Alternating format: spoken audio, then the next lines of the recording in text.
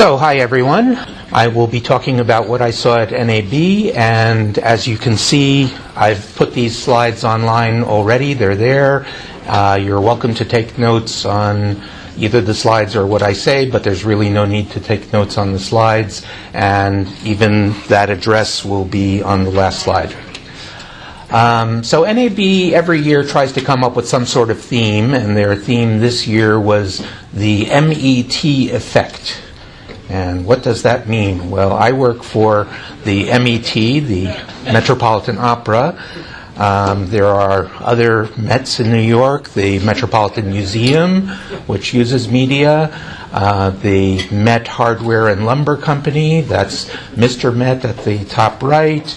In the UK, there's the Met Office, which deals with the weather, the Met Police, and NAB, even a few years ago, this is from a panel that I moderated at the SMPTE seminar in 2013, I think it was, had the metamorphosis. So the M and the E are media and entertainment, and the T is technology.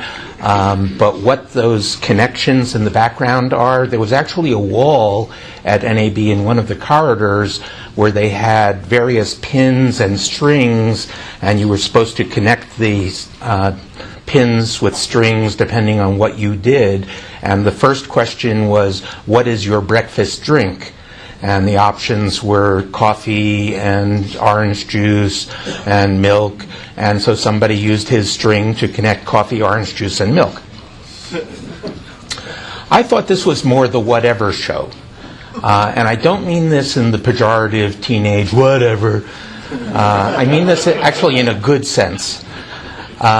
Because this was a show where there didn't seem to be an imperative. It wasn't a show where you have to do everything this way. It was a show where you can do whatever it is you want. And that started right off with the SMPTE seminar.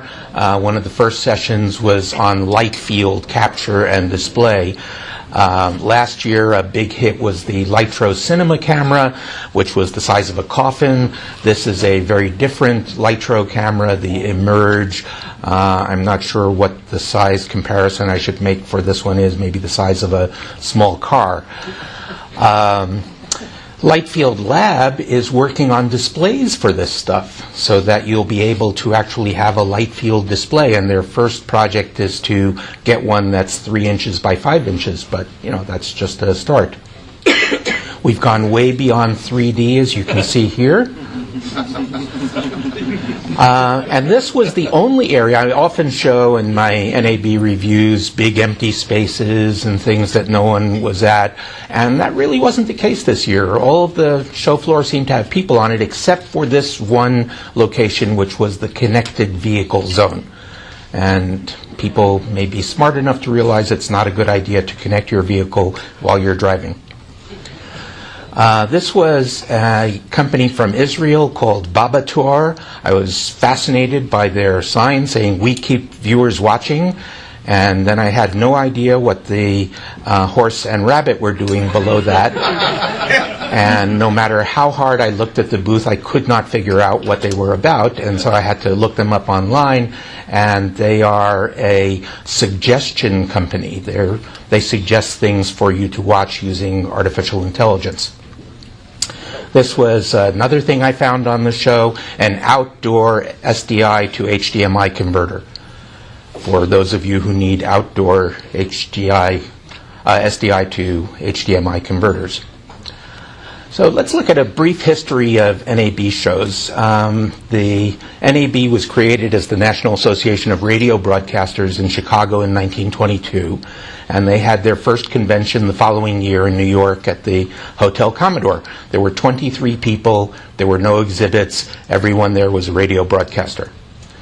By 1941, they had exhibits at the Hotel Jefferson in St. Louis.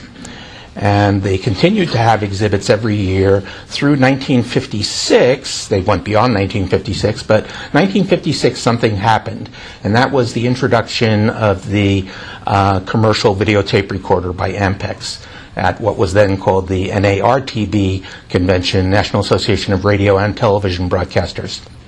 And what that did was it suddenly opened up the television field into the possibility of having a company that just does post-production or that does production, separately from people who were doing that on film, of course, before that. And that introduced an era where broadcasters had to deal with imperatives. So in 1954, we had this imperative that everyone must transition from black and white to color. In 1982, some of you may have been at the NAB show, there was an imperative that everyone must go to teletext. That imperative didn't work so well. 1984, another imperative, everyone must go to stereo sound. 1986, everyone must go digital. 1996, everyone must go HD. And 2010, everyone must go to stereoscopic 3D, another one that didn't quite make it. So last year at the show, there were these imperatives. And the image on the right is a Roman trireme with the oars people and somebody whipping them and somebody beating a drum to make sure that you must do these things. So you must go IP, you must go 4K, you must go HDR, and you can only go HDR for 4K. You must go wider color gamut, and that's part of HDR. You must go to virtual reality, and even if you're just in the broadcast business, you must go to social media. This year, it was options. So you could be IP or you could be SDI. And looking at the right, TV Technology gave out Best of Show Awards, 78 Best of Show Awards, and Bittree got one for its SDI or its 12G patch bays, which are for SDI, and Evertz got one for an IP transport platform. So you can go either way. You can be 4K or you can be HD. You can be HDR or you could be SDR. And HDR for HD is just fine, and I don't know how many of you saw the news today. ABI Research says that HDR is going to surpass 4K in consumer TVs by the year 2020. Wider color gamut, totally optional. Virtual reality, fine if you want to be in that business. Don't want to be in that business, that's fine. Social media, it's its own business. You can be in that business or not. There were, of course, broadcast TV issues. Evolution sometimes becomes revolution. I'll explain that later. Machine learning was a big thing. Some people call it artificial intelligence. I don't like to say that because if it's intelligence, it's intelligence. Who cares if it's artificial? Displays seemed to be a very big thing at the show, and then there were the silly and scary things. So let's start with the IP. This was in the IP area of the show. Big interoperability booth. You may have read about that in the latest SMPTE newsletter. Something like 70 companies were showing interoperability, but notice that the standards are still draft. And there are still some different flavors of IP. Nothing wrong with that. You can absolutely do IP today. But how many IP routers do you need for live TV? You heard this morning Matthew talking about how live is not something where you can say, oh yeah, we just dropped a packet, we'll get that later. So this is a patch bay, which I'm showing because everything breaks. I was maybe going to show a picture of the Grand Canyon to show that everything breaks. But when something in our business breaks, we patch around it. Router breaks, you patch around the router. If an IP router breaks, you don't patch around it. And so how many IP routers do you need for live TV? I'd say at least 2. This was considered a very special thing at the show. It was live 4K from the International Space Station. I can't tell from this picture that it was 4K. Can any of you tell from this picture that it was 4K? Here's another picture of what they were showing. I can't tell from this that it was 4K. Can any of you tell that this was 4K? One of the issues with 4K, if you look at the image on the left, is if you have a single sensor, and that sensor is a 4K sensor, there's a color filter on it, and that means that the red and the blue are 2K, or HD, if you prefer. The green is more than that. It's quasi 4K. You can count 4K heading horizontal or vertical, but if I chose to have something that had a pattern along those white diagonals, you wouldn't see it at all. And on the right, you're seeing a chart from NHK, and the chart is showing how much contrast comes through. The lighter part of the chart is where there is some contrast. The darker part of the chart is where there isn't any contrast. And down at the bottom, this is an 8K camera with an 8K lens on it, and it's offering 0 contrast at 8K. Not bad, about 50% at 4K. So great way to shoot 4K is with an 8K camera. Great way to shoot HD is with a 4K camera. But you're not actually getting a lot of stuff at 4K. So on the show floor, here was a camera that was called a 12K resolution wide-angle camera. So wow, that's interesting and a very unusual shape there. So I've really cranked up the brightness and zoomed in, and you can see it's not a 12K camera, it's 3 4K cameras. Lots of people had 4K up converters. Can you tell which side of this is 4K? I can't either, and I don't remember which it was. This was at Harmonic's booth, and you can see a very definite difference in sharpness between these two. The one on the left is clearly not as sharp as the one on the right, but if you look at the upper left corner of each of the images, it tells you what the resolution is. The one on the left is just 480p. The one on the right, however, is 540p, so not even 1080.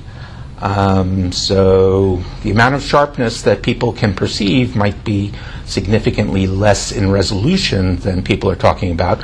Contrast is important, and so this is another area of Harmonic's booth. And the big image on the left says it's 1080p 60 HDR. And that seems to be a sweet spot that the broadcasters are looking at. And I think it's a very nice sweet spot. HDR is a great thing to have, although I'll have some cautions about that in a moment. And you absolutely do not need to have 4K to have HDR. Now, are there HDR camps? Well, maybe, and they're not what even the people in those camps might think. So on the left, I put the Dolby Samsung camp. That should be funny to those of you who have been following the news of HDR, because Dolby hates Samsung and Samsung hates Dolby. But both of them at the show were showing HDR in the way that I've depicted it here, which is HDR is just brighter. That's all.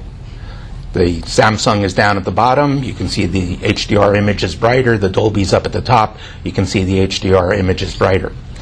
On the right side at the top, actually the top left, is the only HDR monitor I saw at the show that was correctly set up. And it was inside All Mobile Video's Zurich truck. And notice that it looks very, very similar to the monitor on the right. But if you look at the lights, you can see they're somewhat brighter. Now, you can't really tell. My camera didn't shoot this necessarily in HDR. You're certainly not seeing it here in HDR. But it was a very interesting image. It was like, oh, wow, you know, picture on the right, that's okay, but picture on the left, wow, that's like being outside the truck. It's like seeing what's on the show floor. The lights hanging down really look like the lights there. And that's what a lot of people have been talking about for HDR for a long time. It should be just for speculars. It should be just for highlights, and otherwise you're really shooting HDR as a normal thing. So Tektronix came out with a whole suite of wonderful new test equipment this year, and one of the great ones is HDR test equipment. And down at the bottom right, you can maybe make out that some of the icicles look funny. That's because they have a crosshatch on them, and what it's doing is it's showing you what part of the picture is above 100 units or above the SDR level. And that to me is how HDR should be shot. That you're creating a good SDR image, but you're allowing highlights to go above that.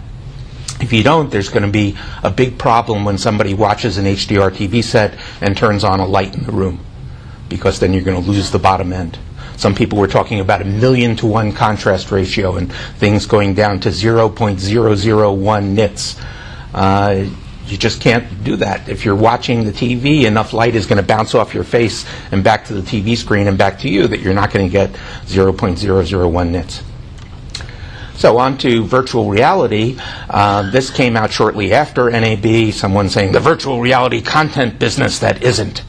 And a lot of people were saying that, but here is contrary information from April. Pornhub says they have 2,600 plus virtual reality videos and are getting 500,000 views a day. So that's a business. This was a virtual reality camera. This is the Yi Halo. That's a ring of cameras going all the way around, and that's what's being used for Google Jump. But what was interesting at the show to me was these 360-degree cameras, and there were a whole mess of them from a whole mess of manufacturers. The Yi version is on the left. The Ricoh versions are on the right. They are cameras that just have 2 lenses, one on the front and one on the back, but the lenses do a tremendous amount of distortion, and they actually pick up a complete 360-degree image just from that little handheld thing. So this is something you can hold above your head and capture 360-degree video instead of wearing that Yi Halo somehow. This was Canon's immersive theater, and the reason the image is pretty bad was I didn't want to disturb anyone in there. It was kind of dark. They're all just kind of lying back. They're not wearing any goggles or anything. They're not looking at 3D. They're just looking at a dome. But there was conventional virtual reality. These are people in special seats that are moving around in addition to them moving their heads. And this was my favorite virtual reality thing. You see the person lying down and he's wearing a VR headset and he's got his arms out. This was from a modeling company, PLW, and they make models or 3D models of cities and other locations. So they were offering a flight through Times Square, and you could bank and go down and see whatever you wanted to see. And if you lost too much altitude, then you flapped and you got up higher. They had a big line, and it was quite a terrific thing. This is where the ATSC 3.0 pavilion was last year, and this year it's the Facebook Live pavilion with many companies involved in showing their wares. 2 interesting things about that. One, when any technology stops having a pavilion, it usually means it's maturing, and so that's good news for ATSC 3.0. And 2, Facebook Live is kind of interesting, and maybe 50 feet away from that was Google, which has YouTube, and Amazon was very close to that. So let's look at Broadcast and Associates. Again, no ATSC 3.0 pavilion, but more interesting to me was the announcement of Sinclair's Tribune purchase, because there's a non-technology issue with ATSC 3.0, which is how do we put it on the air and how do we get people to watch it when the government isn't giving out second channels and they're not giving out free receivers. Well, the Sinclair purchase would give them 223 stations in 108 markets, including 39 of the top 50, including New York. They can start doing ATSC 3.0 themselves just with that kind of stuff, and they're really hot to trot on ATSC 3.0. I would point out that independently, I hadn't read his story yet, Harry Jessel in TV News Check came up with pretty much the same idea on reading about the Tribune purchase. The TV Engineering Award went to John Lyons, who's in charge of the antennas at the Freedom Tower, One World Trade Center, which are not done yet because it's been really, really windy. And Repack, those of you involved in television broadcasting will be very familiar with that, but it affects not only TV broadcasters, but also anyone who uses wireless mics. And so lots of information about wireless mics at the show, including this new company, Alteros, which is an Audio-Technica spin-off, and they're doing ultra-wideband at 6.5 gigahertz, 24-channel bidirectional, kind of interesting system. So, evolution, not revolution. Every NAB, things are smaller, lighter, faster, better, cheaper. By cheaper, I mean less expensive, not made of cruddy materials. An example of that is Panasonic's VariCam Pure here, very small camera that records RAW directly onto a codex recorder. And they had another camera under wraps, which will be revealed at Cine Expo coming up, and that may be even smaller. 2 full pages of the show daily were devoted to the menus of the restaurants on the show floor, which to me indicates that there weren't a lot of equipment stories for people to do. But speaking of the menus on the show floor, and also Steve Lampin was asking before about a Yiddish joke, this is the Glatt Kosher Deli at the show floor, which had this wonderful motto, have a hot dog, it'll help the pastrami sandwich go down. And then they have that in transliterated Yiddish in the bottom line there, haben a heiß Hund, es wird helfen the pastrami sandwich gehen up. But in between, they have supposedly the Yiddish. And I was looking at that, and I can read Yiddish, and I didn't recognize any of those words until I realized that they wrote it backwards.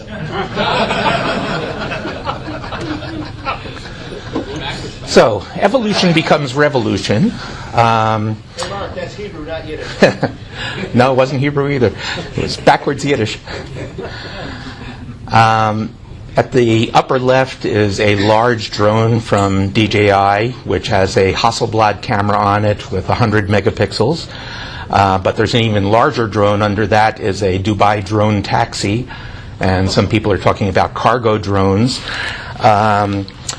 But the interesting one to me is the one on the right side, the Dobby drone, and you'll see it doing some dances over there.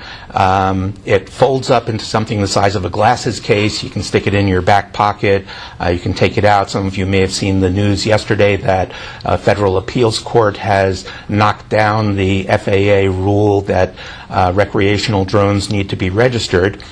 But this drone, which is small enough to fit in your pocket and easily removed and has an HD camera on it, also has GPS, pattern recognition, centroid tracking, and facial recognition. So you can tell this drone, follow this person, and it will follow that person without any intervention from you.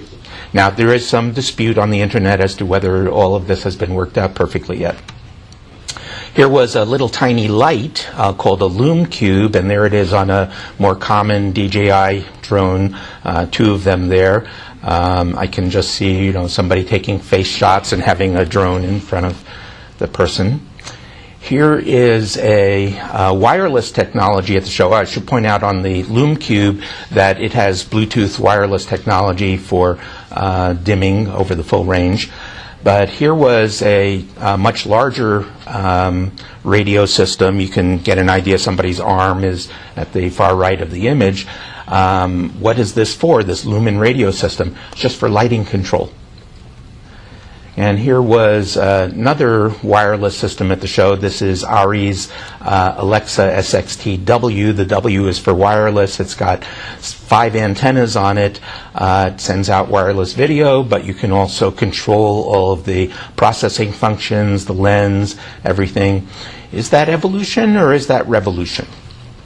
Well, here's the evolution revolution continuing. VNova has a new compression engine. Perseus was their previous one. This is Perseus 2, and they're talking about 300 kilobits for HD. The cloud, you heard from Matthew this morning, way beyond storage now. Facebook, Google, Microsoft, IBM were all showing stuff. And HP is talking about a computer with 160 terabyte processing memory. This is not storage. This is not, oh yeah, I've got a hard drive of 250 gigabytes or whatever. This is the 1 gigabyte processor that your laptop has. 160 terabytes of processing. You can do an awful lot with that.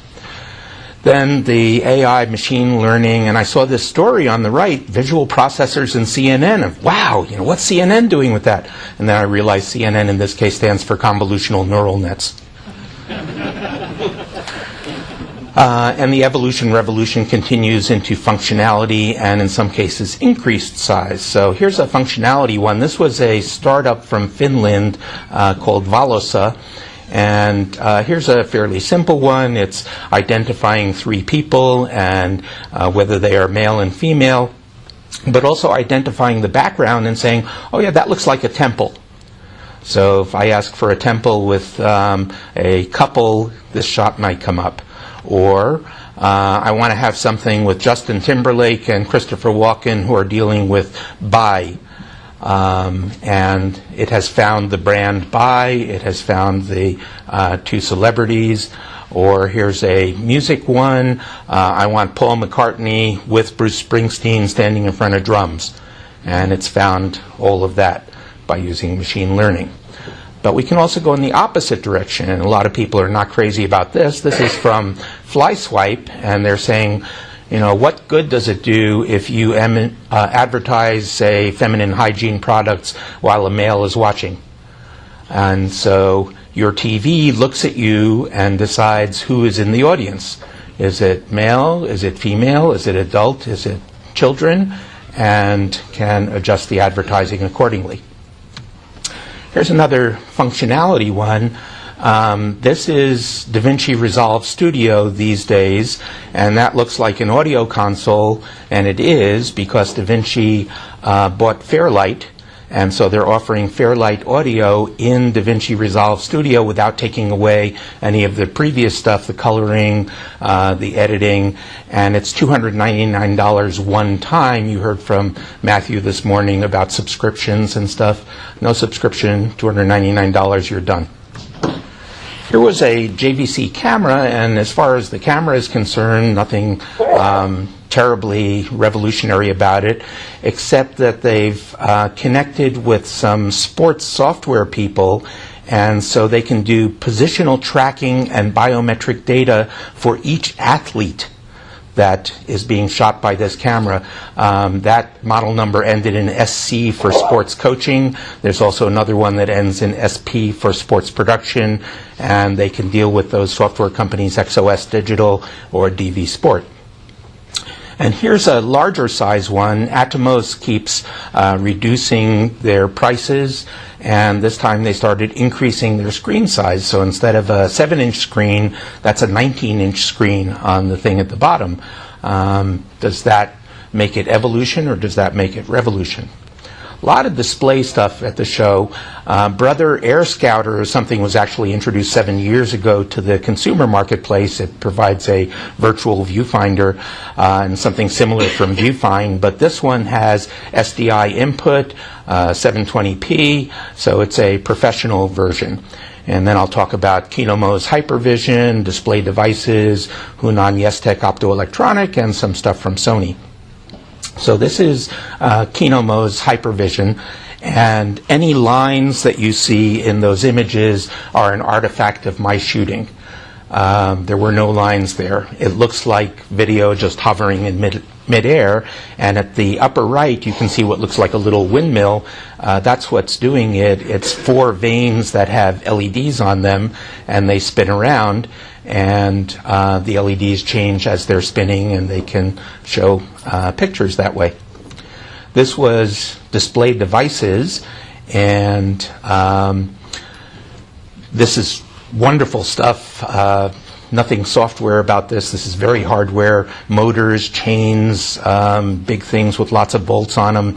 And what was that one at the bottom? Well, it's a steam generator that can make steam come out in different places. And if you project video on it, then you can get 3D based on what the video is hitting, where the steam is. Here's Hunan Yestek, LED walls, but in any size and shape you want. Can be curved around the cylinders down at the bottom right there. This is from Sony, Acoustic Surface Technology. It's a video monitor with no speakers, except the glass itself vibrates and gives you sound, and it's not half bad sound. And the vibration is so little because it's such a large surface area that it doesn't really affect the picture that you're looking at. And then this was at Sony also. They're now in the video wall business. It's called Canvas, and it's an HDR video wall. And they were showing some HDR images from Rio Carnival, and it was knockout. It was absolutely outstanding. And then we had this in the video area. This is Cerevo's Tipron. It's a little robot. You tell it where you want to have your video image, and it will move from its charging station and go to the wall that you requested and present your video, and then fold itself back up and go back to its charging station. Very, very cute, except it's up to 250 lumens, which means less than 100 nits for a 55-inch screen. It's got a 3-hour battery life at maximum output, so you won't quite get even a full night's viewing out of that. So cute, yeah, but here was another sort of questionable thing. This was a Cadillac with 2 cranes on it, but if you moved one of the cranes, even panning the camera a little bit, the other crane would bounce up and down because, hey, it's a car. This is from the Copper Development Association, also known as the Copper Alliance. They want you to put in grounding straps to protect yourself. This is a 3-phase disconnect in a facility that was hit by lightning, and the facility was actually okay because most of the lightning went down the grounding strap. And as FEMA said in their booth, it's not if, it's when. Not all of the booths were busy all the time, so here's someone amusing himself. And then here are 2 attendees at the show. They seem to be interested in each other. And this was at the KinoFlow booth, and she had every color that was in their lighting systems. And again, a PDF of these slides is already posted online, and I will be happy to entertain any questions. Yes, sir, in the front here.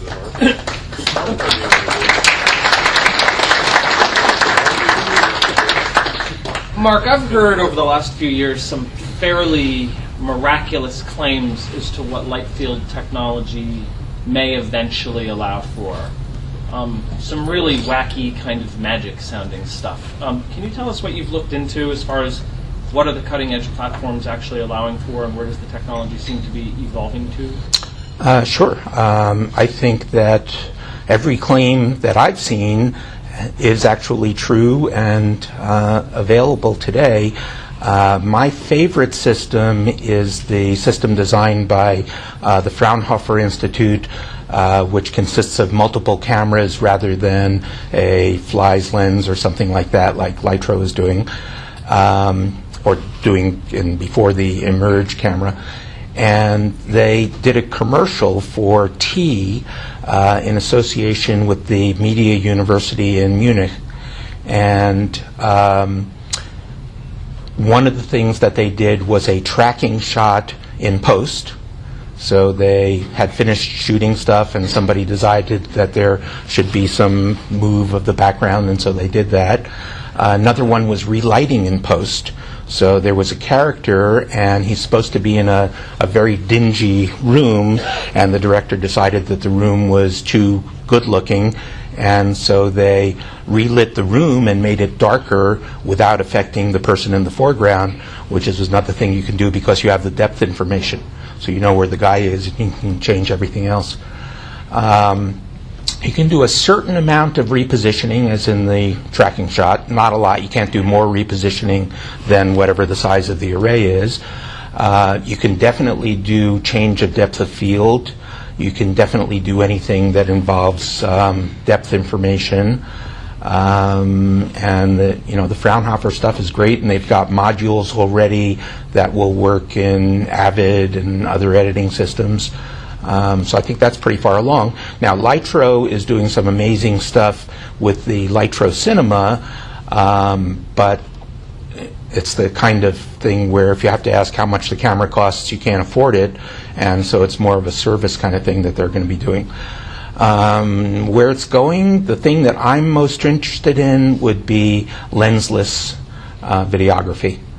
I would love to be able to not have a 3-foot-long 100-to-1 zoom lens where every one of the 36 glass elements in it is doing some distortion. We're not near there yet, but boy, I'd love to go there.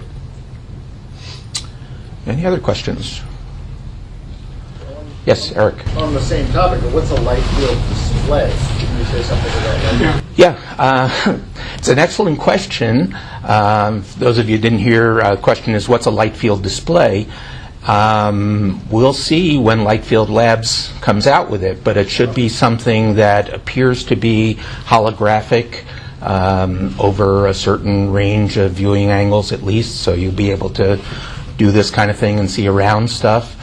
And there's even talk about having some sort of haptic feedback. So if it's a display of a statue, you'll be able to stick your finger on and have some kind of a feedback that you've touched it. That's going to be the 3D of the 2020s? Well, we'll see. Any other questions? That Airy camera, was that the 65 millimeter? No, that's a ARRI SXT in wireless version, but I imagine if you wanted to, they could apply the same technology to the 65.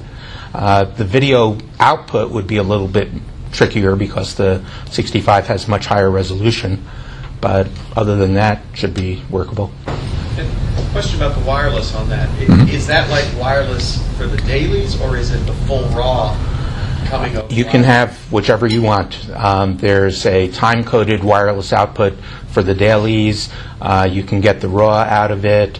You can control any parameters that you want on the camera from it. Yes? Curious if you recall what was at the FEMA booth. Well, a bunch of people and a bunch of signs and some video displays. There was no hardware of any sort that was being shown other than for the exhibition of whatever their words were.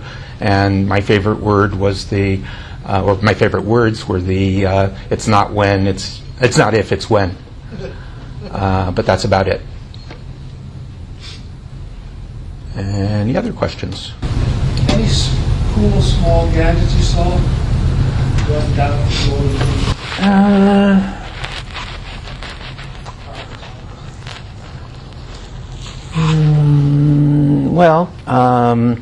there's all kinds of SFP things now. You can connect to any kind of fiber and connect to any kind of video signal. Let's see, other small stuff. Cameras are getting smaller and smaller. Sorry? That's it. DNC Yeah. to SFP. Yeah, a BNC SFP is holding up. Embryonic. Yeah. And by the way, SDI, this wasn't talked about much at NAB. You heard this morning about how 12G is available in SDI. 24G is already well underway as well. Anybody else? Okay, I've put you back on time. Thank you. Great.